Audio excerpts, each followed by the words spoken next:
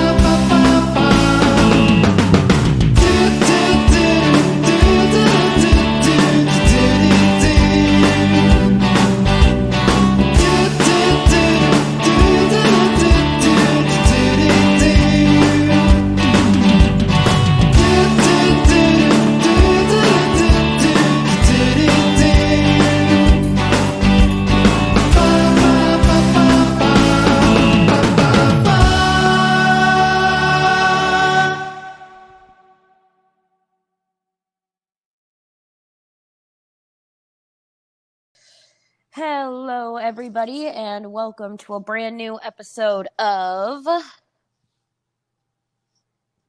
That Got Dark. There it is. As always, I am your host, Kezaya, and we have Fun. There he is. So, today I thought that we would take one final case, just one more week to kind of wrap up everything that I had been researching and planning, and then next week I think we'll jump on to the first episode in the Netflix season 2. Unsolved Mysteries. Waiting to watch this. Yes. I know you're excited because there's ghosties. There's ghosties, and our town is horrible too. Yep, our town is.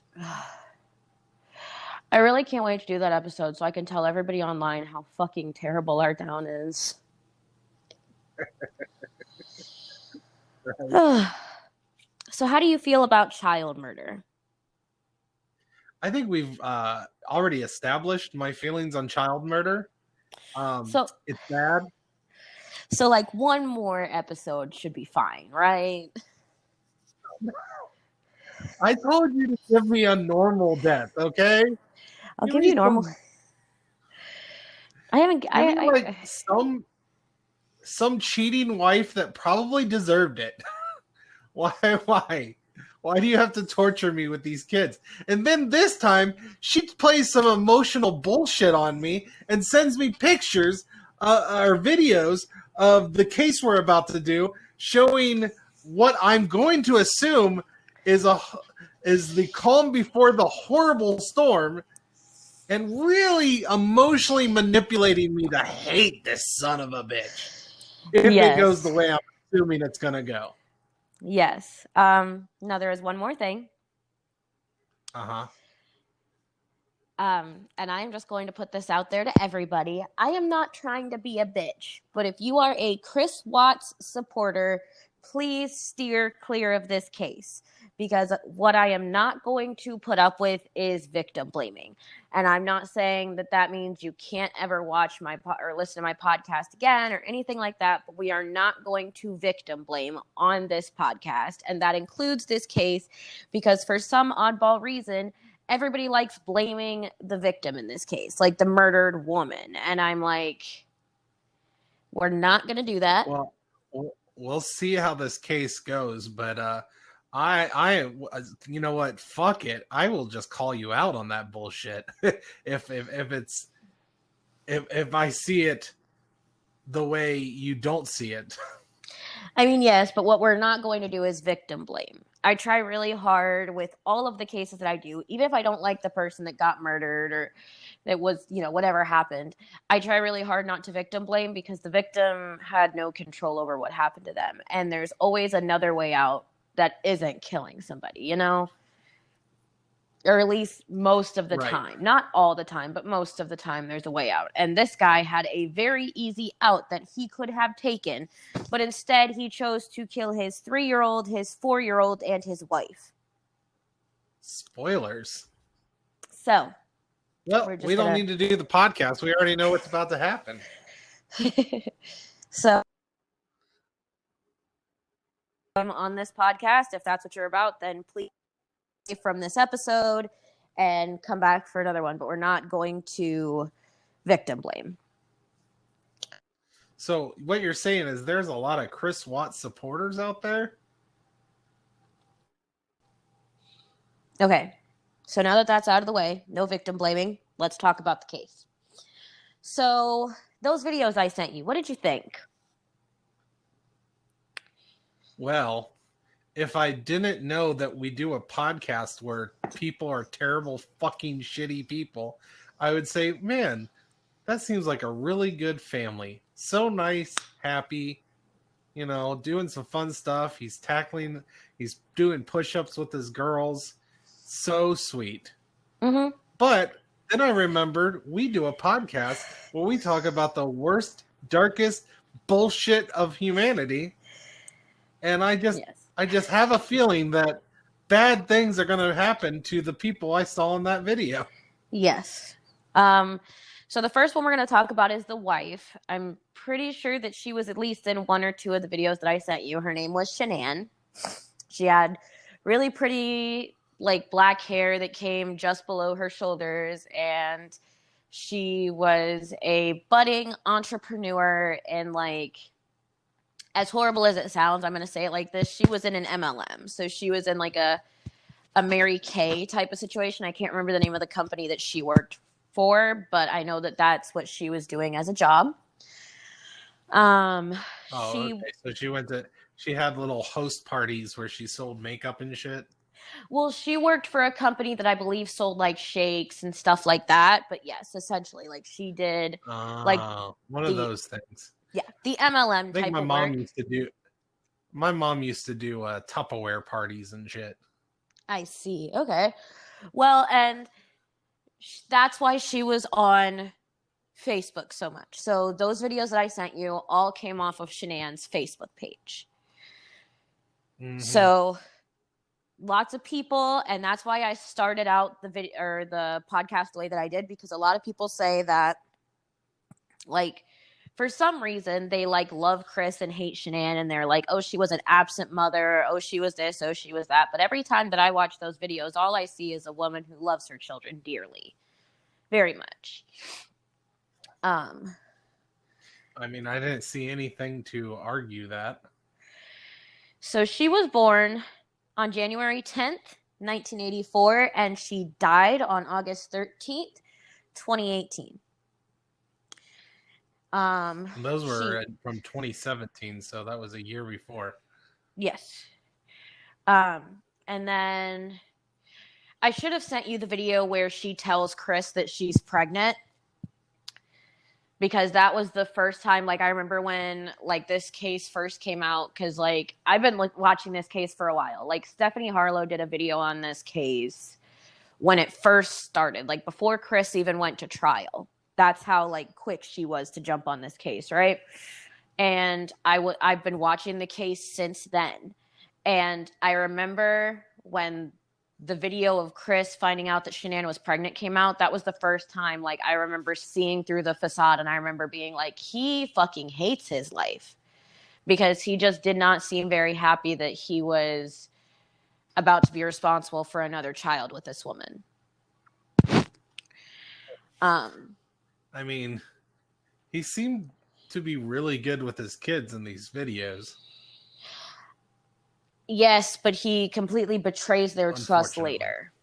Like, there's literally a video where considering I have a feeling I know where this is going. I'm sure there was way more than just a betrayal of trust. I mean, yes. Sorry. So Shanann had lupus, I think, in like 2012 or maybe 2011. And she met Chris during this time. And I don't know what you know about lupus, but typically when somebody has lupus, they are. So what that means is that they are very sick for a very long amount of time without any improvement, right? I know a little bit, but not like details. Yes. So, like, When I say chronically sick, there's this girl on YouTube that I watch, and she's literally been sick since before 2016 when she started her channel. That's what I think of when I think of chronically sick, but Shanann was able to get it under control and get to a point where she could have children and build a life with Chris, which is really, really good, because a lot of times when people get lupus or get chronically sick, they don't come back from it, or at least it takes them a very, very long time. And she worked very hard. And actually, from what she talks about in one of my places of research was a Netflix documentary, she says that Chris was very helpful in that he like went to all of her doctor's appointments. He went to her colonoscopy with her. Like, she says that he was very supportive through all of this. So I don't know when it changed, but according to her, how supportive he was is what made her marry him. And she married Chris in 2012. So about a year after they get married, they have their first daughter. Her name was Bella. She was 4 when all of this happened. She was born on December 17th, 2013, and she died the same day as her mother, August 13th, 2018. So I'm just going to assume that all these children died on the same day. Mm-hmm. Yep, that would be a safe assumption. And Bella she loved her dad. And she was like, when you watch the videos, Bella is the oldest one, and she is just so sweet. She's so cute. Like, she looks like she was just genuinely a really good kid. And like, Shanann loved her daughter. And so her and Chris were really excited in 2015, 2 years after that, when they got to welcome another daughter named Celeste. And Celeste was born on July 17th. 2015, and she died the same day as her mother and sister. Shanann says that Celeste was a very rambunctious child. She ran around, she climbed on stuff, she did crazy things, and Bella was she was like the opposite, which typically happens when you have kids. Like, I remember being really chill, and then like my sister being like really crazy. Like, it took her a while to get there because of some things going on, but once she hit that point, she was crazy and she was running around and climbing on things, So typically parents will have 2 children that have like opposing personalities, right? Mm-hmm. And Bella and Cece were no exception. When I talk about Celeste, by the way, I will refer to her as Cece, because that's what her parents and her sister referred to her as. They didn't call her Celeste on a regular basis. So you saw the same videos that I sent you. And Chris seemed very happy with his girls. He seemed very happy with his wife. Would you disagree? No. That's why I said you're emotionally manipulating me to want to really hate this guy. Yep. He loved his wife. He loved his kids. At least that's what it looked like. And some people say that it was truly one of those cases, like, when they say when you have a relationship and it's all the way online, or you put it out there all the time online that you only show the good sides of your relationship. Oh, yeah. The people who are having problems at home, and then online it's like, oh, everything was so good. We just went on a date and it was fantastic, and forgot to mention that he treated her like shit all the time. Yep. So according to them, it really was a very, that was what they did. Like, that it was one of those situations where they were showing the best of their relationship. And there's lots of information out there that say that there's a lot of opposing information is what I mean. Like, some people say that Shanann was very loving to Chris and treated him very good. And then some people are like, mostly Shanann haters, like people that love Chris Watts, are like, no, she was controlling and she did this and she did that and she didn't pay attention to her kids and like all this crazy stuff, which is like, even if that was true, doesn't justify her being murdered. Right. It's like, you were kind of controlling. Death sentence. Literally, like, I'm like, these people, like, when they justify Chris killing her, I'm like, so if your husband's controlling, are you going to kill him? No, you're probably just going to leave, you know? But I'm sorry, but if this is going the way I think it is, any kind of sympathy that I would have for Chris Watts went out the door once 3 little girls also died. well, two little girls. The child that Shanann was pregnant with was a boy. His name was Nico. Oh, she was in her second trimester. The first video had 3 kids in it, didn't it? Yes, but that first video was somebody else's. Like, it was like Shanann's niece or Chris's niece or something like that. The two, yeah. So Shanann was pregnant with a little boy named Nico. She was in her second trimester.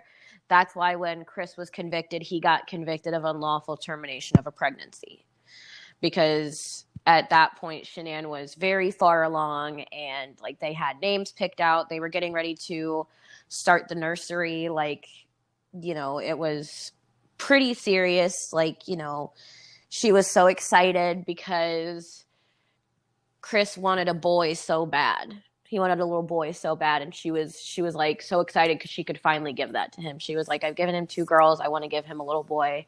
And when she found out it was a boy, she was like super excited because she really wanted to give Chris that, because that was like what he wanted. And you've been married, you have kids, so like, you know, I'm sure that even if things didn't, like, you know, things didn't work out between you and your wife, I'm sure that you never thought about killing her when she was pregnant. Like, I don't think that's a thought that crosses a normal person's mind. I'm glad you really had to associate me with that, but no, full disclosure, I am divorced. All of my children and my ex-wife is all alive.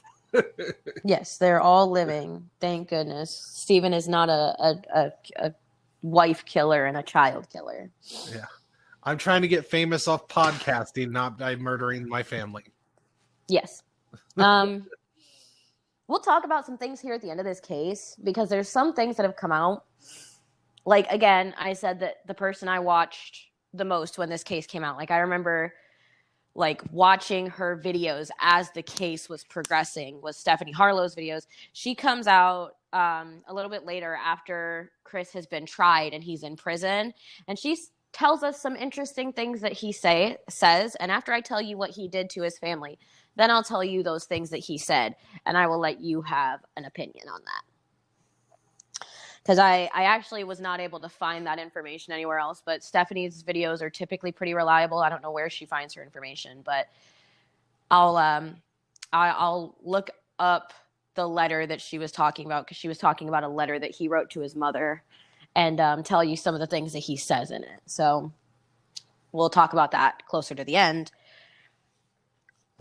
But first of all, let's talk about when Shanann was initially reported missing, okay? Great. So Shanann was reported missing, I believe it was on the 13th. And it was because, so she had a best friend named Nicole, or Nikki. Lots of her and Chris and like the girls called her Nikki. And Nikki went to the house because, oh, by the way, they lived in Colorado. I meant to mention that. Oh, by the way. They lived in Colorado. And so Nikki had texted Shanann because they had just gotten back from I think the company she worked for was Lavelle, but I could be wrong. But they had just gotten back from one of their company trips for the company that they worked for, because Nikki did the same job. And she had a doctor's appointment, Shanann did, for the baby, because the baby, something was wrong with the baby, and, you know, she was really nervous to go to the doctor's appointment. And Nikki was like, if you need me to take you, just give me a call and I'll, you know, get dressed and take you.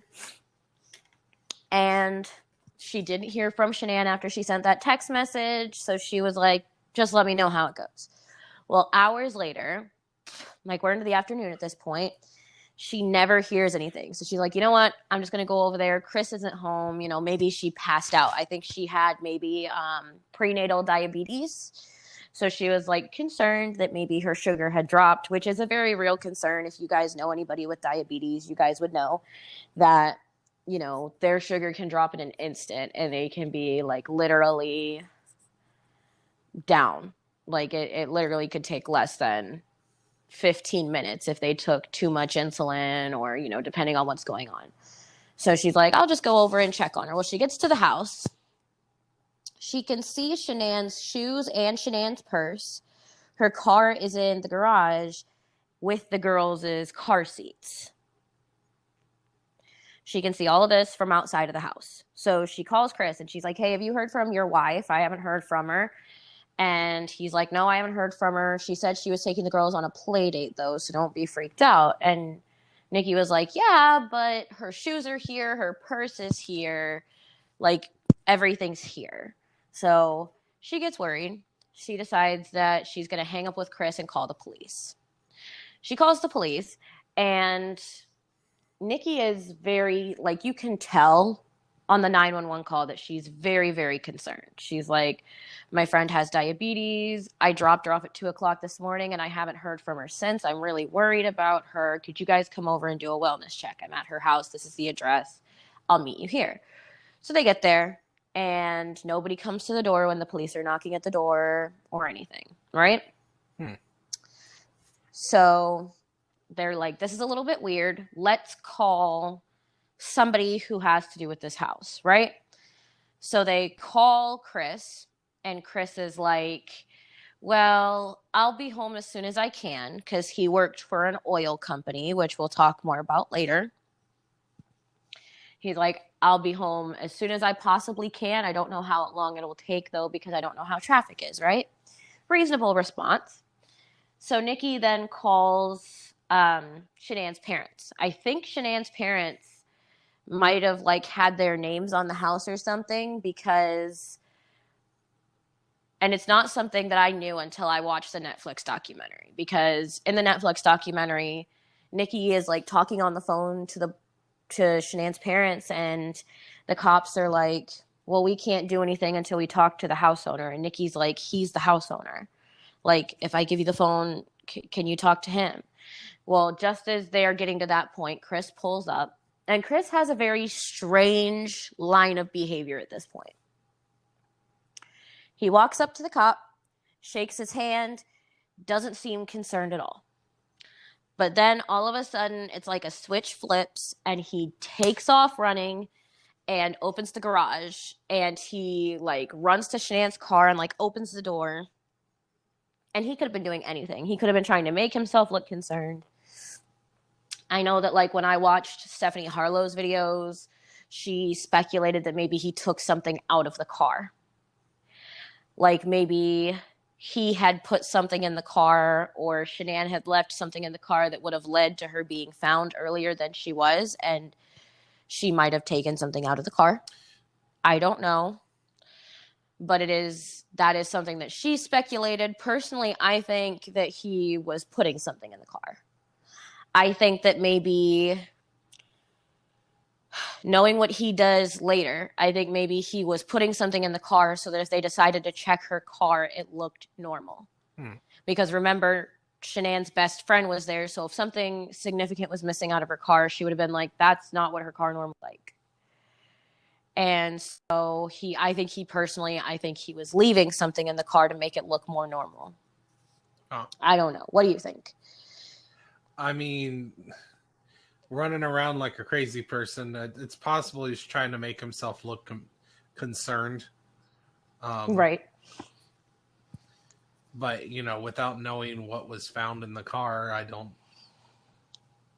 have an opinion on that yet. I don't think they ever searched the car, which is why, like I said, when Stephanie Harlow did her videos on the subject, she never said, this is what he was doing. This is what I know he was doing. She too had to speculate, and same with Kendall Ray, and same with the news outlets in Colorado at the time. They all speculated about what was being done in the car in that time. because the contents of the car were never released, besides the fact that the two girls' car seats were in the car. So we don't know what was in the car.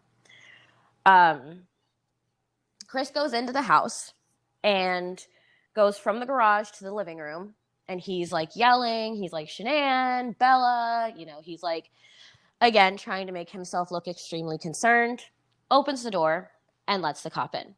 At this point, Nikki is still on the phone with Shanann's parents, and Shanann's mom is like, I give you permission to go into my daughter's house. Go into my daughter's house right now. Cop enters the house, Nikki enters the house, and they start looking around. And at first things seem really normal. And technically the last place that I watched the body cam footage was the Netflix documentary, but I've also watched the body cam footage elsewhere. There's a lot of people on YouTube as well that do like body language analysis, right? Oh, okay. So I've watched it there. I've watched it on the Netflix documentary, and I've watched just the plain old videos as well, because quite frankly, when like you haven't seen them, I didn't send them to you because I didn't know how you would respond to them. Being a father and having kids, I didn't know if it would upset you, so I just didn't send them. Well, I also like being like in the dark on these cases too, so. Right. So when you watch the body cam footage, it's very clear that Chris does not give two fucks about his wife. And the reason that I say that, like he made it overly obvious that he knew something, because he was literally on his phone the whole time. Like they checked every room in the house, and then once every room in the house had been checked, he was on his phone texting. He claims that he was texting people to find out if they had seen Shanann. But personally, if my significant other was missing with my two children, I feel like I'd be making more phone calls than I would text messages, just because I'd be trying to figure out what was going on. And it's easier to talk to somebody over the phone than it is to text somebody. I mean, despite the fact that I'm pretty sure this guy is a giant prick, I can see someone like texting, because you can reach to a bunch of people, and if they're busy, you don't have to. I can see texting people over that. I mean, and then if somebody has information, then I would call them.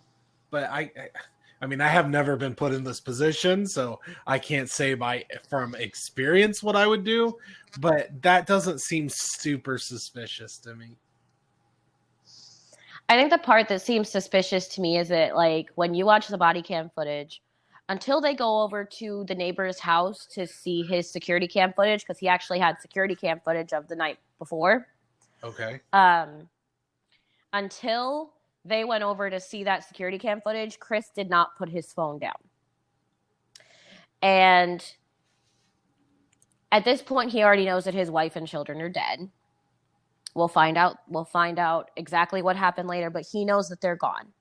And he is now faking, like, he's trying to fake it as well as he possibly can. He sent like 3 texts to Shanann. He was like, if you're okay, call me, please, shoot me a text if everything's good. So the cops are like, what happened last night? Right. It's super weird, let's just talk about what happened last night, just the same thing they would do with anybody, right? Of course. And Chris tells them, let me see if I can find it. I did write down his first initial story. He says his first story is that Shanann gets home at 2:00 in the morning, which lines up with Nikki's story. He says that she went to bed, and then he got up for work at 5, and she got up with him, and they had an emotional discussion. He refused to say argument. And he was questioned by news outlets and another cop, a detective. Like, he was questioned by a bunch of people, and he never said the word argument. I think because the word argument might have made him look suspicious. Fair enough.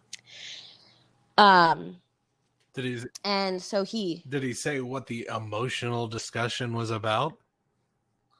About him wanting to end the marriage with Shanann. Oh, he wanted a divorce. Yes, that's what he claims. He claims that Shanann came home and he had decided that the fire in their relationship was gone, which, you know, if he had really asked her for a divorce, I would say, okay, I can understand how that would be an emotional conversation as opposed to an argument.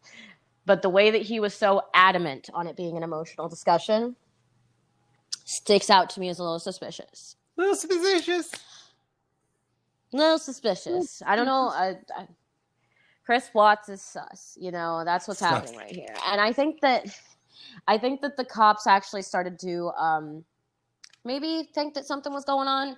So they actually had the detective that came in later interview him to see if the story changed, and the story changed drastically. So originally Chris had said that he had a conversation with Shanann at 2 a.m. I thought he said it when he woke up at 5. No. You're right. He said that Shanann got home at 2 a.m. And then when the detective questioned him, he had like this really specific time. Like, you know, 1:47 or 2:15. I don't remember exactly what the specific time that Chris said was, but he had a very specific time for the detective, which was the first change. The second change was that he changed the time that they had this emotional discussion, and he changed the time that he went to work. So basically the whole story changed, which is a huge red flag to police. Yeah. I mean, lies are traditionally a red flag, yes. Oh, yes. And, you know, we were talking about it. Nikki was genuinely concerned for her friend. And when you look at the body cam footage, you can tell that there's a huge difference between the way that Chris is acting and the way that Nikki's acting. Chris is acting super nonchalant and just like, oh, geez, you know, like he really wasn't, you know, trying to be that energetic about it, right? Nikki was super energetic. She's like, where would she have gone? Do you know who the friend is that she was supposed to go see today? You know, blah, blah, blah, blah, blah. You know, Nikki was very energetic trying to find her friend. Well, the story shifts and changes when Chris goes into their bedroom, the master bedroom, and claims that he found Shanann's wedding ring. He's like, oh no, look, it's her wedding ring. Like, he put on this big show, right? Oh, she must have accepted my divorce. Oh, see, everything's fine, guys. It's all good. Found the wedding ring. She just left me. It's cool. Well, and then on top of that, like, the only things that were missing besides the wedding ring were literally the two girls' blankies. And we'll find out why those are missing later. You know what? I'm just going to guess that he wrapped them up in there. He used them to he used the blankets to smother. Oh, that's girls, so much worse. You know. That's so much worse. Their favorite blankies from their favorite daddy. Blankies. Oh, yes. I need a minute. So, I'm sorry. I mean, that's supposed to be, the blankie is supposed to be a security blanket. It's supposed to make them feel safe. That is just. Yeah. I mean, we can definitely talk a little bit more. Sorry, continue. Yeah, fuck you, Chris Watts. You remember how I said we're not victim blaming here? The only person that we're going to rip on is Chris Watts. Yeah, this is why. So Chris is like, oh, their blankies are gone and Shanann's wedding ring is here, right? And like, I don't know what this guy was thinking. This guy clearly didn't watch enough true crime. I mean, shit, he didn't even watch enough unsolved mysteries. Like, this guy, like, he left her shoes in the house. He left her purse in the house. He left her medications. He left the girl's clothes. He left all this stuff that if Shanann was really going to leave, she would have taken. You're saying this guy is not a criminal genius, is what you're trying to say? I'm just saying it's a very weak attempt at making it look like she left you. That's all I'm saying. You know, are you going to disagree with me? Not a criminal genius. I'm on board. Go ahead. Go. Okay. So the next thing that we're going to talk about is the fact that Shanann knew that something was up. Now, like I said, I watched Stephanie Harlow's videos when this case initially Do you came out, mean but Nikki we or never saw. Shanann knew something was up. So, and the reason I say that is because when you watch the Netflix documentary, they actually put out the text messages between Shanann and Chris leading up to the murder. Oh, okay.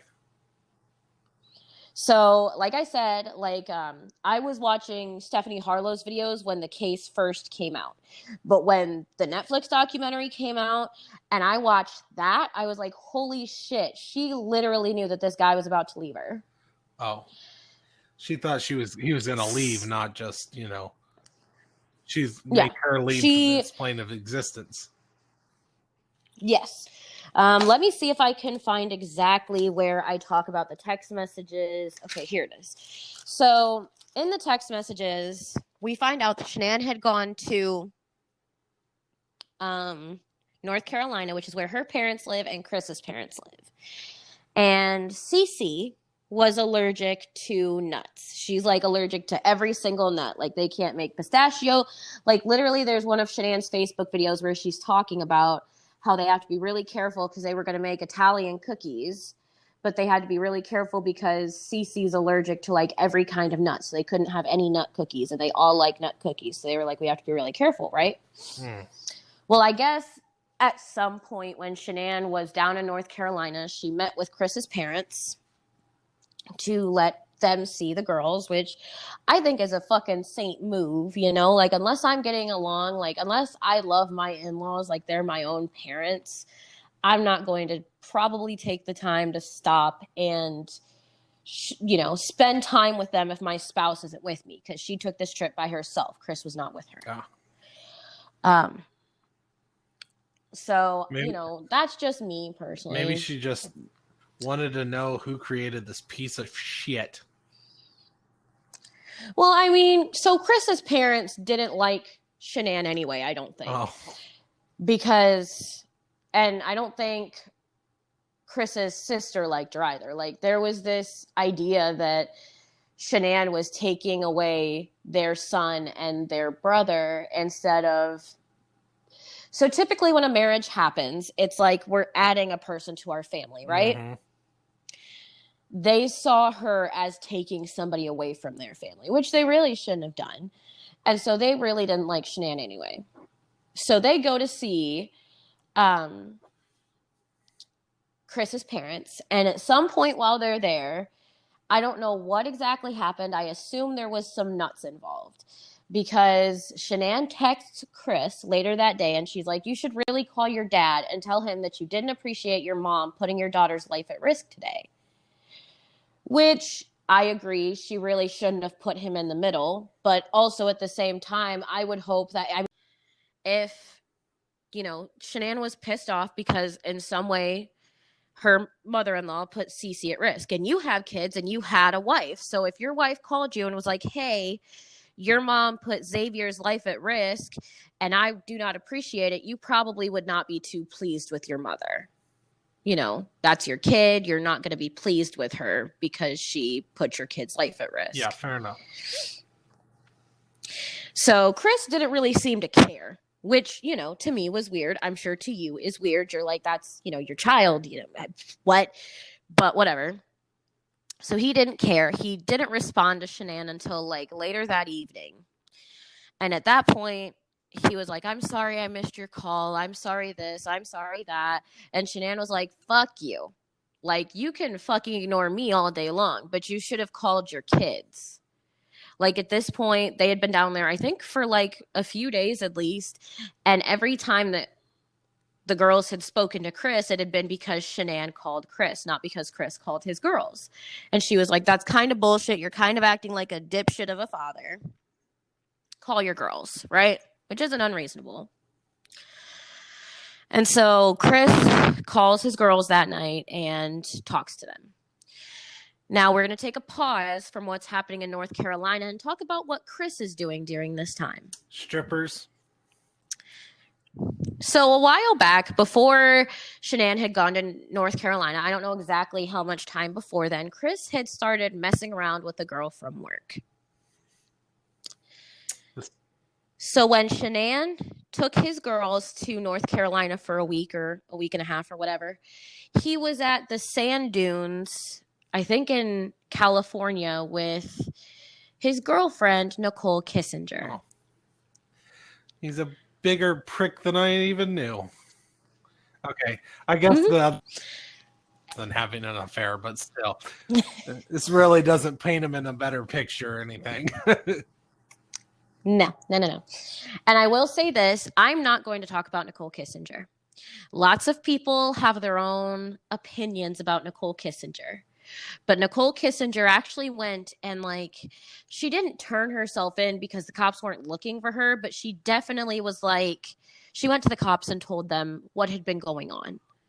And I respect that a lot because she could, the cops could have decided that she was involved and she could have gone to prison. I don't believe that Nicole was involved. I believe that Chris probably, a lot of people say that because she deleted her text messages that she was involved. I don't think so. I think Chris probably told her that he had killed his kids, and I think she was too scared to tell initially, so she deleted all of her text messages and dumped him. And I think she was too scared to tell until she realized that he had actually done it. I think maybe she just thought he was joking or whatever. Yeah, because people just joke. It's like, hey, how's it going? I just sort of murdered my family. Funny, huh? Well, I really don't know because I really don't know what the case is. I don't know why Nicole deleted her messages. I don't think she knew that Chris was going to kill his girls. Maybe he had told her that he was going to kill Shanann, and I'm sure that she thought that that wasn't serious. I don't know why she deleted those text messages, but when you watch her police interview, the way that she responds to the girls being dead is gut-wrenching. Like, she literally breaks down in hysterics and starts crying about the girls. She's like, I just don't understand how somebody could kill their kids. She was like, I don't have any kids, but I don't understand how anybody could ever do that. They're babies. So she was very open about that. Maybe she was scared. I mean, once she figured out, holy shit, this man just murdered his wife and 2 children. I'm not in any... Right.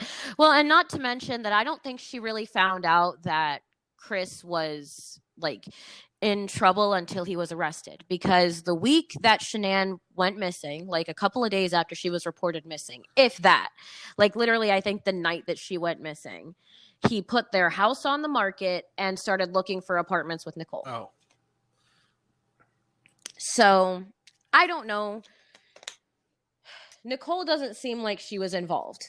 That's just me personally. This seems like something Chris did. Like, have you ever seen those, like, shows where there's the crazy boyfriend and he's like, I killed my whole family so that we can be together?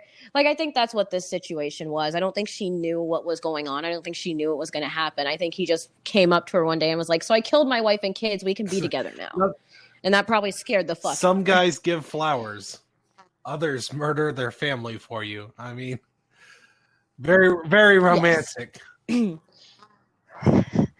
Yeah, so I am not going to dish on Nicole Kissinger. If you guys have any opinions on Nicole Kissinger, feel free to tell us about it on the Unsolved Mystery or the Unsolved Comedies Instagram page, or email us. Feel free to do that. Maybe you can tell Steven on Twitter, but we're not going to rip on her in this podcast. There's just not enough information for me to rip on her and feel good about it. I'm not hearing. I mean, the deleting of text messages could be anything. That could be, like, do they know for sure whatever those text messages even had anything to do with his family? Like, it could be him threatening her or something like that. I mean, it could be anything. They never released what was said in those text messages. That, like, I'm sure they were able to find them, because you can find any text messages that are deleted, like police can go into your phone and find them. Or they can request them from, like, your phone provider. So if they found out what those text messages were about, they never said. I know that in her search history, she was looking at wedding dresses and stuff, and, wedding venues and stuff like that. But I don't think that necessarily means that she thought she was going to marry Chris. Everybody's like, she thought she was going to marry Chris. She was happy that his kids were gone. And I don't think that's the case. I'm 21 and I still sometimes go online and look at like wedding rings, engagement rings, and look at like wedding dresses and wedding venues and different things like that. And my boyfriend and I are not engaged or anything like that. We don't think we're going to get married for another 2 years at least. Well, those text messages could be as simple as him texting her and saying, hey, me and my wife split up. We can be together now. And like, it could be as simple as she felt guilty once she started realizing things. Yeah. And I mean, I think that that's entirely possible, especially because like at some point she told Chris to work on his marriage. Really? She got really annoyed with him because he had said something along the lines of, I love you. But he was literally like, when he went to North Carolina, because he went to North Carolina a week before Shanann and the girls came home. When he went to North Carolina, he called her and he was like, I love you, Nicole. And she was like, don't fucking tell me that when you're going to lay in bed with another woman. Yes, it's your wife, but don't tell me that when you're going to go and lay in bed with somebody else. Work on your fucking marriage, Chris. Like, she was pissed, right? And at that point, I think she honestly thought that they were done until she gets a call a few days later telling her that they could be together. Because when she initially met Chris, he told her that he was in the middle of a divorce. Oh, that old chestnut. I'm getting a divorce even though I haven't told my wife this. Yeah. So, like, Nicole didn't even find out that Shanann was pregnant until it was released to the media. And that's when she turned herself into police. That's when she went to the cops and was like, I know Chris. I was his mistress. I need to tell you what's going on because I just found out that she was pregnant and I think she might not be safe. I hate cheaters and child murderers. Not necessarily. Yes. So you have two reasons to hate this dude.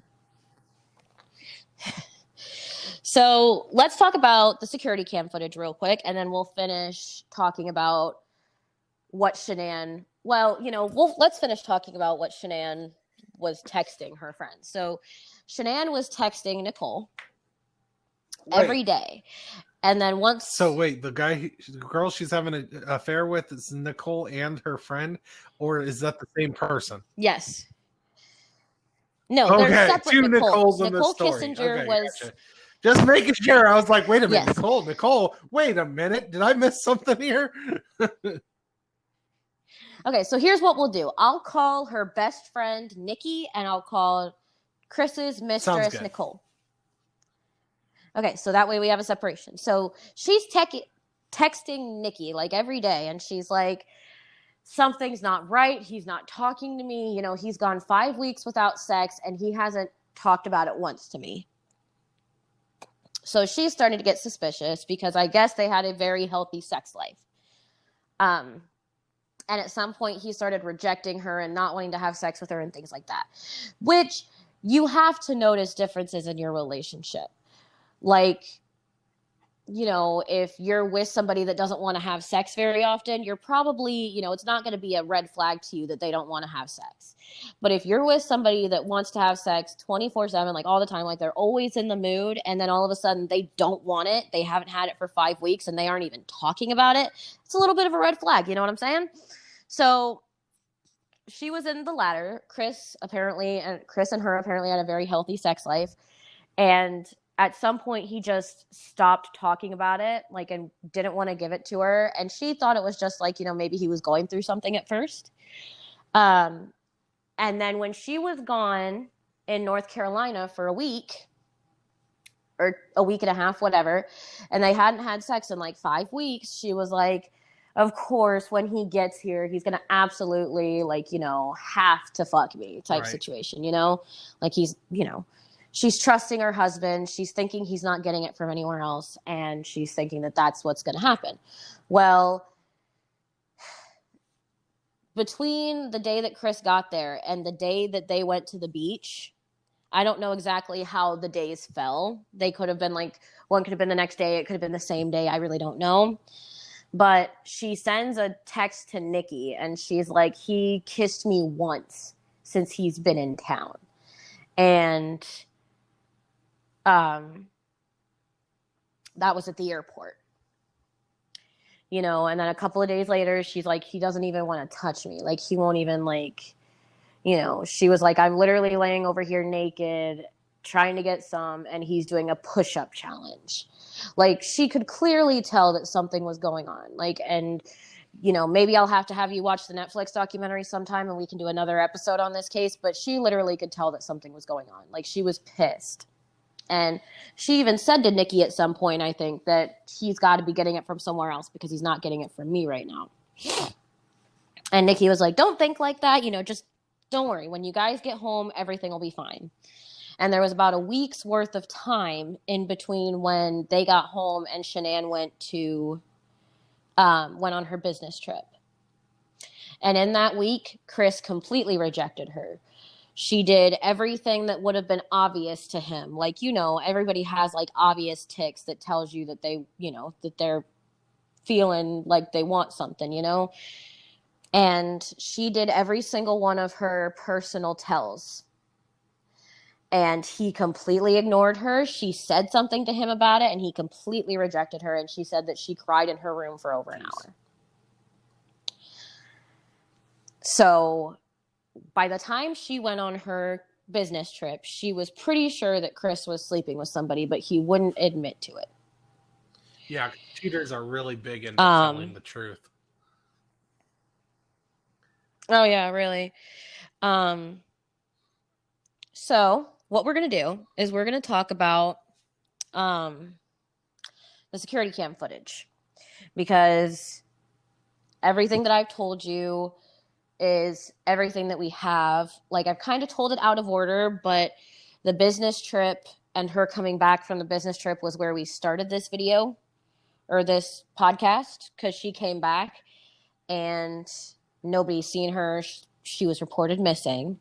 So yes, I told this a little bit backwards, but we're going to go back to when the police are at the house, right? So the police are at the house and the neighbor comes up to one of the cops and he's like, yo, I've got a security camera that can see their house from, like, it can see their driveway from XYZ, right? So if anything happened to them, I would have seen the person go in if they went in from the front. And then Chris Watts' heart dropped. Literally. So the cops are super interested in this. They're like, fuck yeah, let's go over and watch this. I just want one of the cops to be like, fuck yeah, evidence, let's go.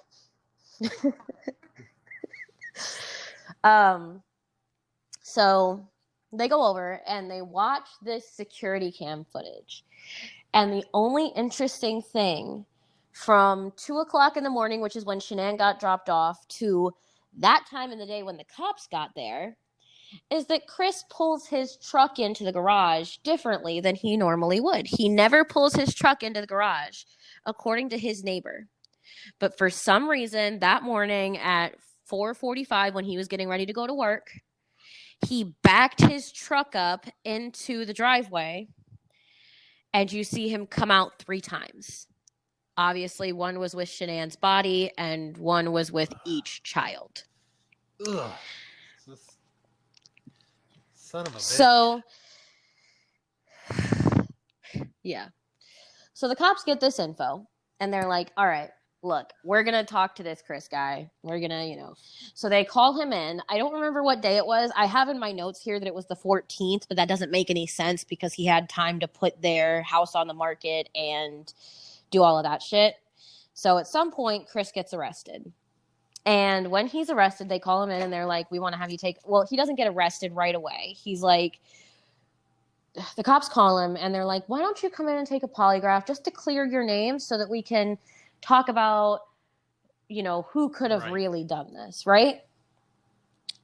And after he fails this polygraph is when we get confession number 1. Chris's confessions change, but the facts stay the same. I've heard some people say that Chris is innocent because his story changes so drastically. Like, you remember when we talked about the West Memphis 3 case and we talked about how Jesse Miss Kelly's story kept changing? Yeah. The difference is that they had no idea where the girls and Shanann's bodies were.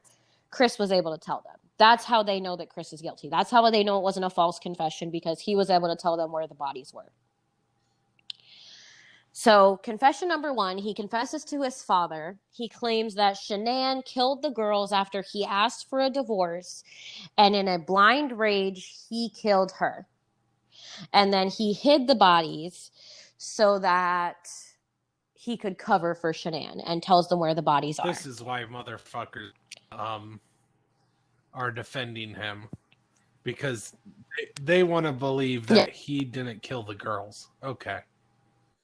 And the thing is that, so this story comes from the investigator, the polygraph giver. I don't know what the name is for them, but the person that gave the polygraph came in afterwards and was like, "You're a really horrible liar. Has anybody ever told you that?"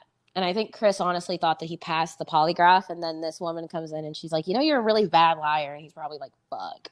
Right? Yeah. So, like, are you maybe covering for somebody? And, you know, you don't want to protect her. Tell us what happened.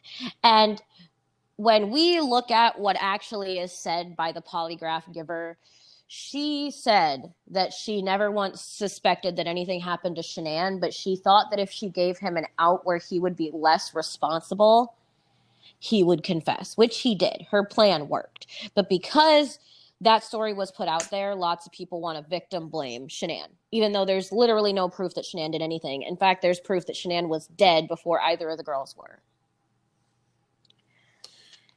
Yeah, that makes more sense to me. To me, what would make more sense is the girls witnessed what happened to their mother, and he had to silence them, for lack of a better term. Yes. So I think the reason that I think what happened, now we don't know exactly what happened. I'll tell you about the second confession that Chris gives here in a minute.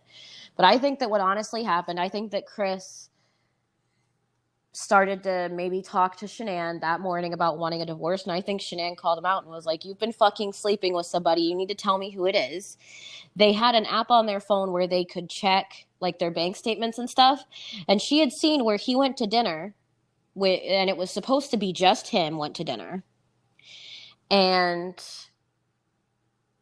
like spent like 50 some odd dollars or something. And she was like, "Who the fuck did you take to dinner with you?" So Shanann looks at her statement, her bank statement on her phone, and she knows the restaurant that he went to for dinner that night because they go there frequently. So she knows what dinner for 2 people looks like, and she knows what dinner for 1 person looks like. And he was hungry. He had to be fucking hungry. She was like, "You want steak and lobster, bitch." Literally. He was like, he claimed to have gone to this dinner by himself, but he spent like close to $50. I mean, depending on where the restaurant is, I mean, it's unlikely, but it's possible to hit that $50, especially if you add tip. I mean, yes, but, you know, according to Nikki, Shanann confronted him about this. And she was like, "You know, we go to this restaurant all the time. There's no fucking way that you spent $50 just on yourself. Who the fuck did you take with you?" And I think that they had that conversation. I think that maybe that conversation was had or at least continued the morning that Shanann died. So why do we know that she confronted him about his bank statement? I know that it was a discrepancy. Nikki talked about it. She was like, okay. So she texted Nikki. Okay, gotcha. Now I get it. So Nikki was like, they went to this restaurant often. She knew that it was bullshit that he spent $50 by himself. So even if we don't know for sure that she confronted him about it, that's what I would assume happened. I'm not trying to defend him because right now I see him as giant piece of shit, but I know restaurants pretty well. And if you add some alcohol to that bill, $50 is not hard to spend. Whatever it was kind of similar to like an Applebee's, and I've never spent $50 at Applebee's just by myself. Well, you Typically, didn't my mention Applebee's. Yeah. Well, I mean, it's not an Applebee's, but it's like similar to that. I don't remember what the name of the restaurant was. It was in the Netflix documentary, and I should have wrote it down, but I didn't. Like I said, it's on with that kind of restaurant. It's like mid-tier. I mean, even at Applebee's, if you buy some high-end drinks, it can hit you $50 tip. I mean, you could throw $40 and then a $10 tip. Boom, right there. You get a $20 meal. Buy 2 drinks that are almost $10 each. Tax, tip, $50 is possible. I mean, I think that's what he did, but I think he did that with Nicole Kissinger. I think that the Fair 2 enough. drinks were for him and Nicole Kissinger. Oh, I'm pretty sure. Seems like a cheating douchebag. I'm just trying to say that it's not entirely out of the realm of possibility. Yeah. Also, I didn't mention this when I was talking about the polygraph, but he fails the polygraph, and the cops sit him down, and they're like, "What really happened, Chris? You failed the polygraph." And he's like, "I didn't lie to you." And they're like, "It doesn't fucking matter if you said that you lied to us anymore. At this point, we know you lied, you failed." And he's like, "Okay, I lied. I was having an affair, but I would never hurt Shanann." And they're like, "Are you fucking serious, dude? Like, we're trying to figure out where your wife and kids are, and you're trying to tell us about your, like, mistress." Like he was trying everything to not talk about his wife's death. Like, that was a big thing with the polygraph. I remember that too. Like, if you watch the polygraph video, like, it's weird. Like he's like flirting with the woman giving him the polygraph. Hey, baby. Like, it's just weird. Don't worry about what happened to my wife. It's fine. It's fine. Oh, How you doing? You checking me out? It's just weird. But back to the point. So he admits the first time. He's taken to prison, or at least to jail, awaiting charges. Well, sometime after he's in jail, he confesses a second time. And the second confession is what we think is the closest to the truth, but is not the truth. Okay. In the second confession, he claims that Shanann woke up with him when he was getting ready for work. Well, I guess technically it would have been a couple of hours prior. So I don't know exactly what time. He doesn't specify a time, but he's like, Shanann and I think they had sex, and after like everything was done, he was like sitting on top of her, and Shanann was like, "Who have you been cheating on me with?" Like, she was trying to get it out of him. And he said that he was trying to talk her down and trying to convince her that he wasn't cheating.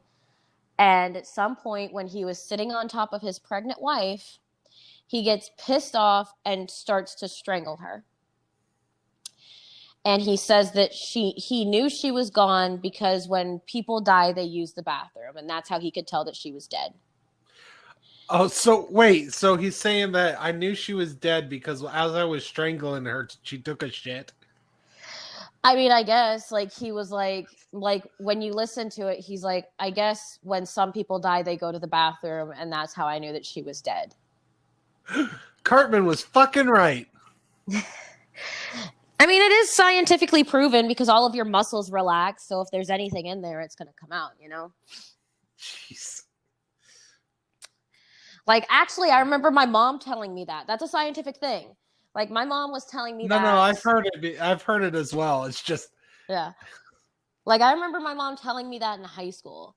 And my mom was like, I guess one of her friends had, like, something had happened to him and he died. And, like, that's how she found out that, like, when you die, all your muscles relax and, like, you go to the bathroom. So, according to him, while he was trying to figure out what to do with his now dead wife, Cece comes in, or no, it's Bella. Bella comes in and she's like, Daddy, what's wrong with Mommy? And Chris goes, Mommy's just not feeling well, but we're going to take a car ride. Why don't you go get your blankie? So I'm assuming this is about 5:00 because I remember Chris saying that they had sex before he went to work. So I'm assuming that now this is about 5:00. He probably killed Shanann about 4:45 or whatever.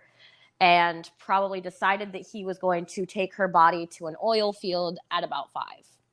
So he goes and gets Bella and Cece and gets them, I think, like, gets them their blankies and everything. And he's like, just wait here. And he takes Shanann wrapped in garbage bags, or I think she was either wrapped in garbage bags or a sheet, but I really think it was a sheet. Maybe it was like wrapped in a sheet and then garbage bags. I don't remember for sure, but I think she was wrapped in a sheet. And he carries her downstairs and puts her in the back seat. At the, like, on the floor in the back seat of his pickup truck. He then goes upstairs and gets Bella and puts her in the back seat of the truck and puts Cece in the back seat of the truck with her. And so the girls are sitting there in the truck with their dead mother at their feet, and they have no idea. Oh, fuck. Chris says that he then drove to an oil field where he worked on a regular basis, got out of the car, dug a very shallow grave, like barely covered, like barely was deep enough to like just like cover Shanann's body, like she was almost sticking out of it. Puts Shanann in the grave and covers her up with dirt. He then claims that he went to go get, I think he killed Cece first. He goes to get Cece and he smothers her with the blanket and puts her down on the ground. And then goes to Bella, and Bella says, Daddy, is the same thing that's happened to Cece going to happen to me? And he doesn't say if he responds to her or anything, but he does say that when she started smothering her, she said, no, Daddy.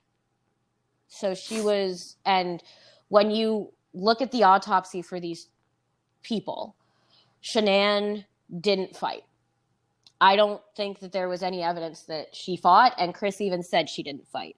Cece was too small to fight. But Bella, when you look at the injuries, Bella bit her tongue and her cheek because she was fighting so hard against her dad who was trying to kill her. This motherfucker. He then picks up his 2 girls and goes over. There's 2 oil towers in this field, in this oil field.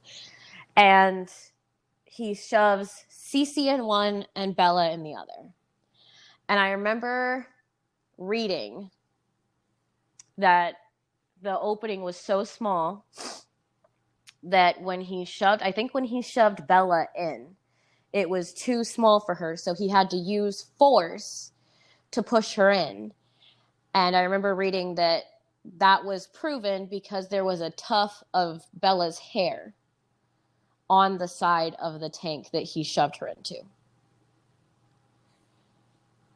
Like like when you open the hatch, there's like the sides of the hole. On one of the sides of that hole, there was a piece, like a tuft of Bella's hair that had been pulled out because he shoved her so hard through that hole. And then he just goes to work.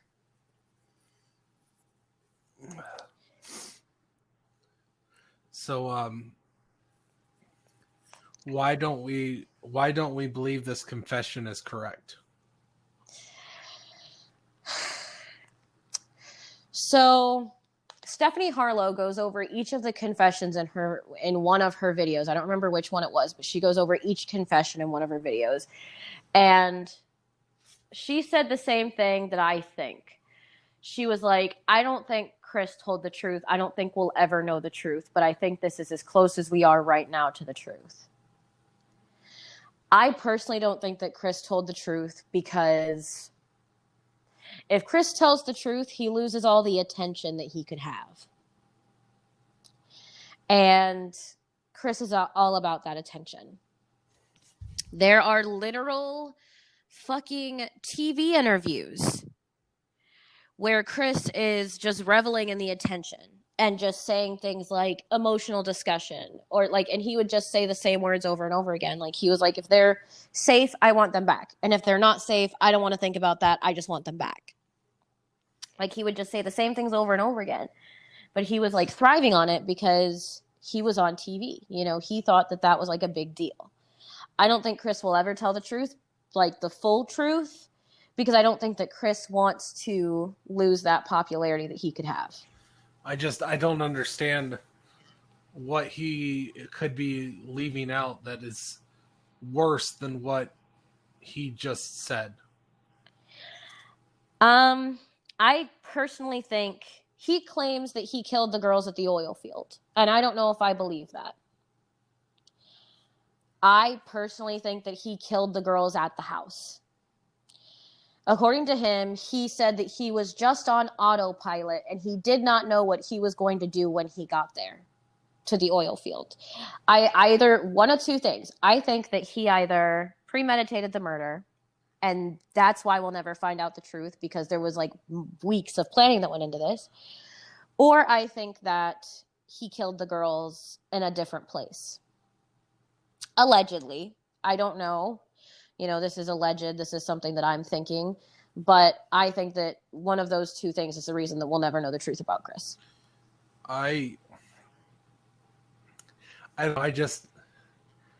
What you just told me is horrible, and I'm glad we're not on video right now for reasons. Yeah,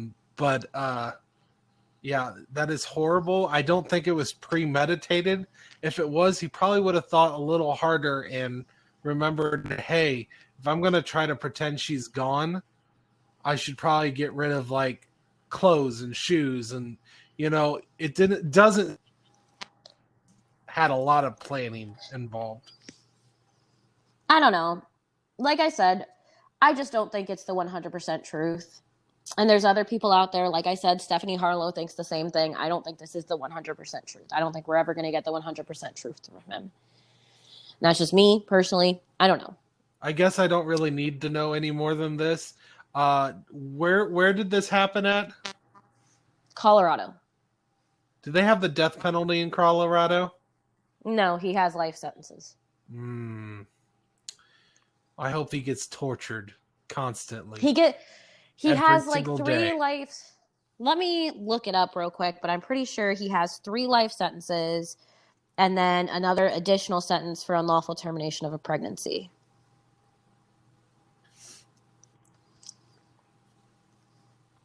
Okay. He was sentenced to 48 years for the unlawful termination of the pregnancy, and he had 3 consecutive life sentences with no possibility for parole. So 20 essentially rape. Yeah. I hope essentially what we're looking at is 25 years plus 48, and he's already in his 30s.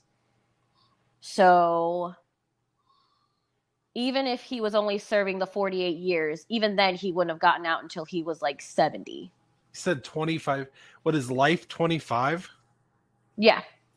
I'm pretty sure that life is 25. I could be wrong, but I remember reading somewhere when I was in high school that a life sentence wasn't actually a life sentence. It was just like this many years. And I think I read that it was 25. It could be more than that, but I'm pretty sure that a life sentence is 25 years. Unless it's like something like the possibility parole. But like, the woman that killed Selena, that singer? Yeah, vaguely. She was sentenced to life, and she'll be eligible for parole in 2025. Or she won't be eligible for parole. She'll be released in 2025. Well, so, like, there is a set time that is life. So I'm hoping that on the very last day before he's able to get out, he's murdered. I'm sorry. I don't mean to be. He's not going to get out. Like I said, even if all he was serving was the 48 years for the unlawful termination of Nico's pregnancy, he wouldn't get out until he was in his 70s, and he still has 25 to serve on top of that. At the very least, 25 to serve on top of that. No. So he won't be getting out. Unless, of course, he's appealing everything right now. I don't know why he's appealing anything. He's literally admitted to this shit. But he's appealing. Also, I remember when I said that we would talk about a letter that he wrote to his mother. Yeah. So I have some notes. And there's 2 things that I want to tell you that he said.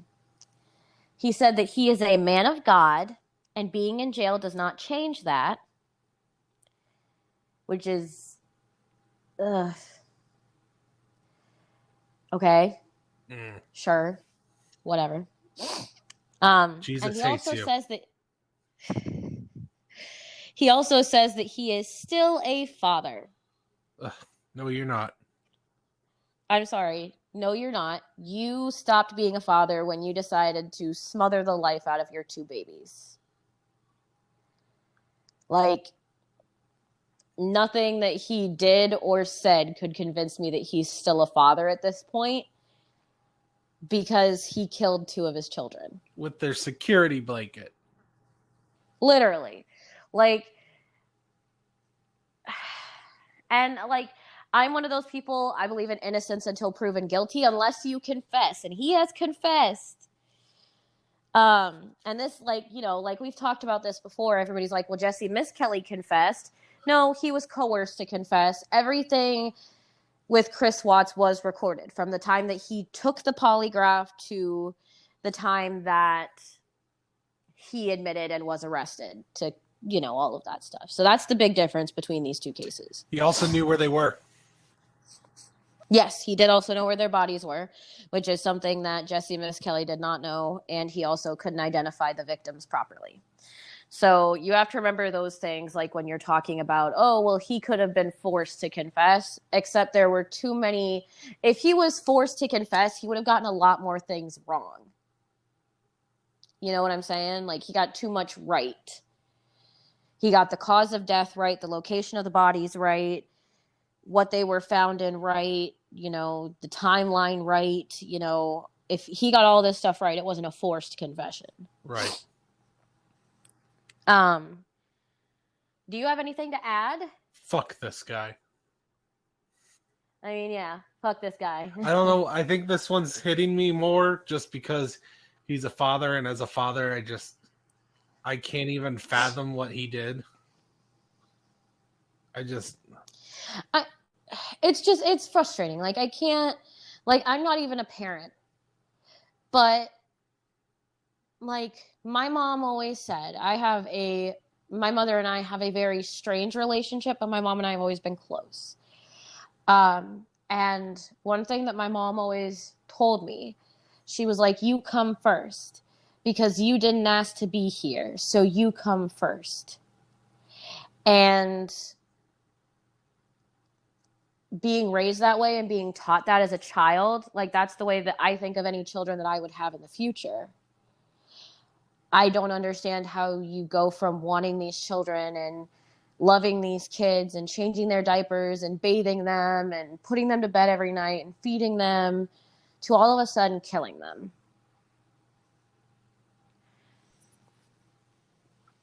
Like, I just don't understand. I don't understand. I mean, I guess the most likely scenario is that his kids saw. So they were witnesses. It's the only thing I can think of. I mean, the other option is that, oh, well, the girl that I'm seeing doesn't want kids, so I can't keep these kids. And I think that Chris wanted a full redo. Like, and that's something that Stephanie Harlow has said in her videos as well. And I remember agreeing with her when she first said it.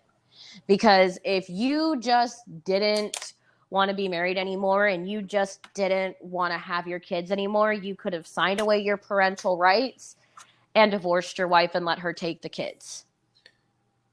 He wanted a complete do-over. He didn't want any kids following him into his new life with Nicole. He didn't want his ex-wife following him into his new life with Nicole. He didn't want any babies following him into his new life. You know, I honestly think he wanted a complete do-over.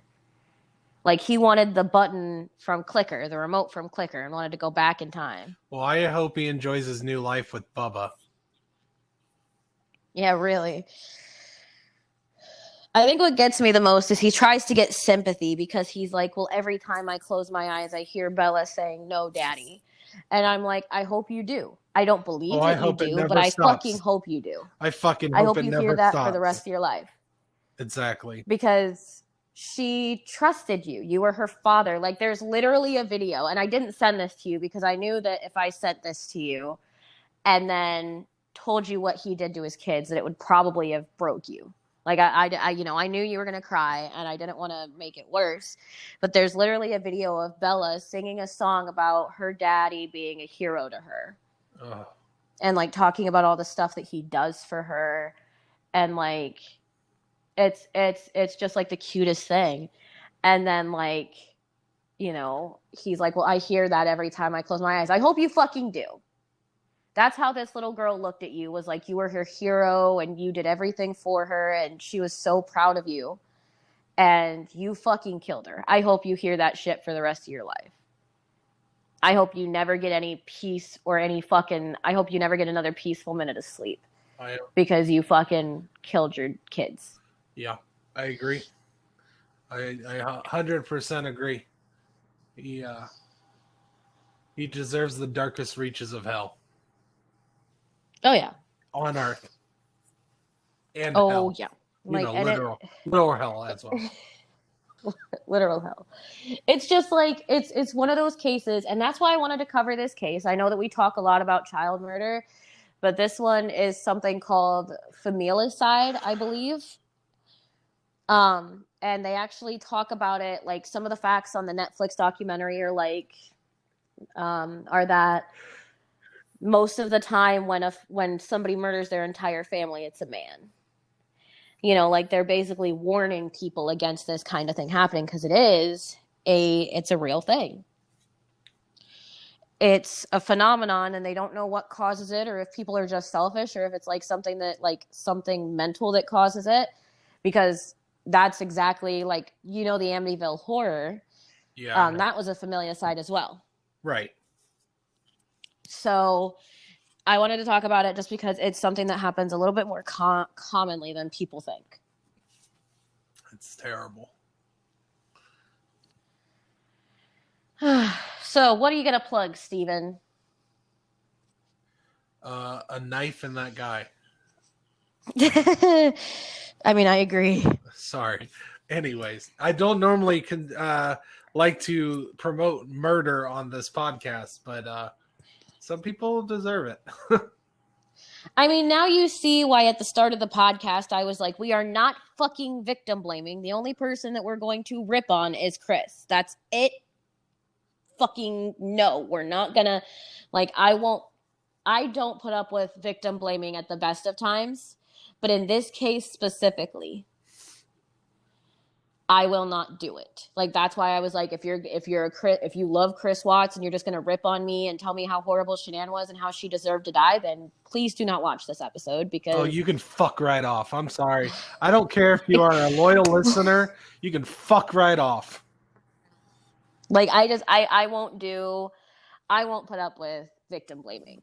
And that's just me because I feel like nobody deserves to be like, unless you've murdered somebody, you don't deserve to ever have that happen to you.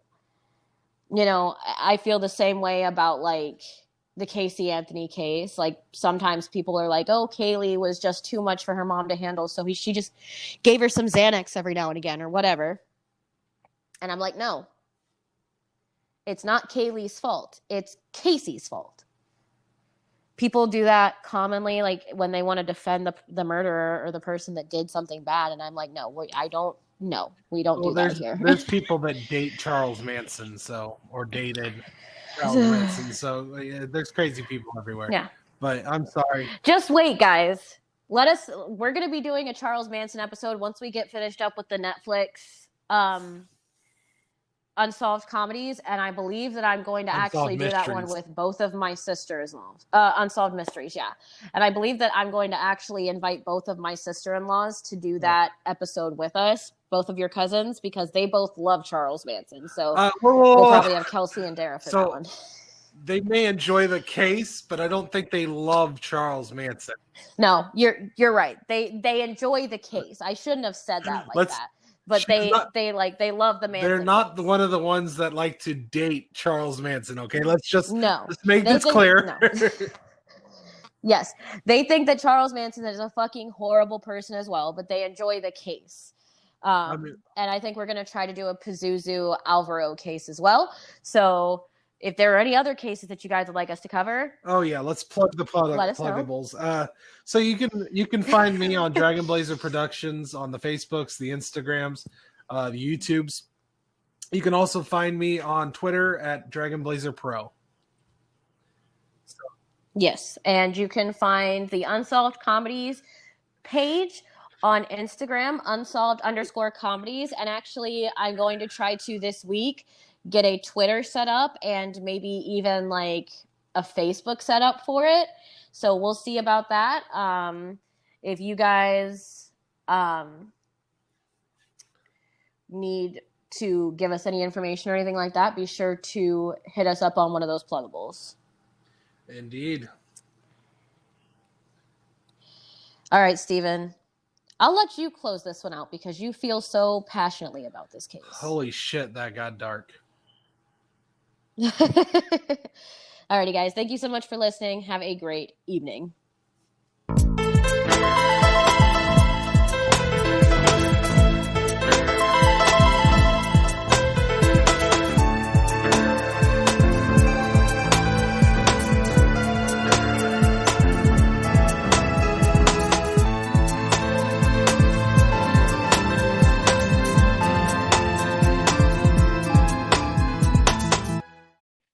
Hey everyone, I'm Steven from many different podcasts like Drunk Like Me, Pro Wrestling Apologist, The Rage and Blaze Show, and of course, That Got Dark. So, please like and subscribe